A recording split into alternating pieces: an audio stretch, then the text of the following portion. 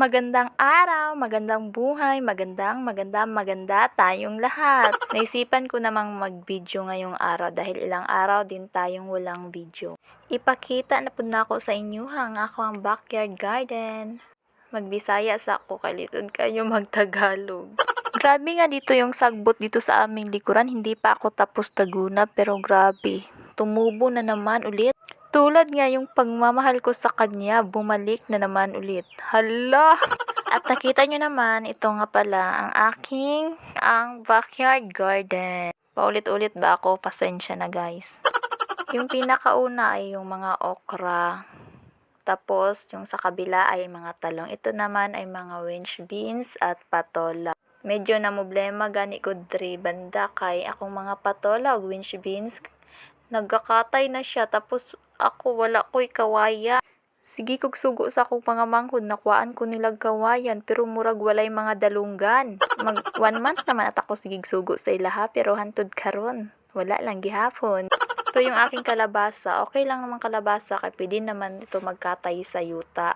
Ang katabi nitong kalabasa ay rambutan na tanim ng aking kapatid at mayroon din kaming kangkong na pwedeng pang halo sa mga sabaw-sabaw at may pinya din kami. Isa lang ang aming pinya. Di ko na matandaan kung saan galing yung pinya na yan. Pero ang pagkakaalam ko ay may nagbigay sa amin ng pinya, tapos kinuha ng kapatid ko yung crown niya good, tapos itinanim. Ang gulo ko kausap no, sabi ko hindi ko maalala itong eggplant ko. Wow, eggplant ha? Plant? Eggplant. Bunga na rin pala. Sorry po, Bisaya accent.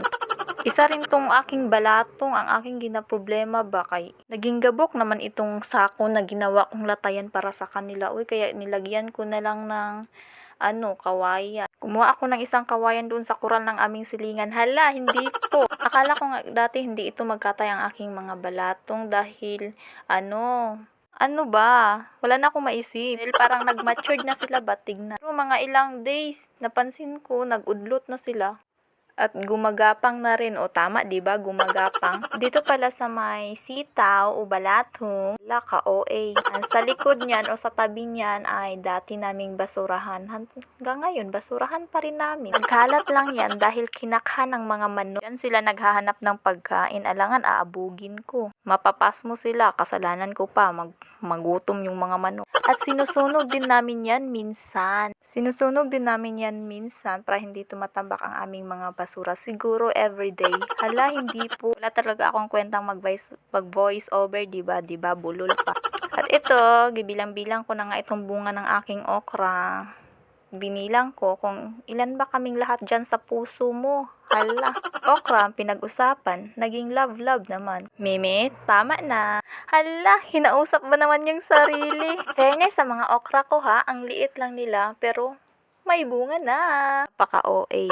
Same sa aking talong. Ang aking eggplant. Kaya minsan hindi talaga ako nagtatagalog or nag-i-English dahil yung pagka-Bisaya ko talaga ang nangingibabaw. Diyos ko. But I'm proud Bisaya. Ala, napaka-OA. Parang kambing lang kung tumawa.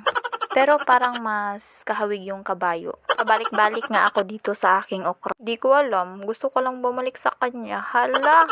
Binibilang ko talaga ng yung bunga niya kung ilan. Yung sa isa, 2 yung bunga. Dito, 4. 1, 2, 3, 4, 5. O, diba? Sabi ko 4, tapos 5. At next naman ay itong aking sibuyas.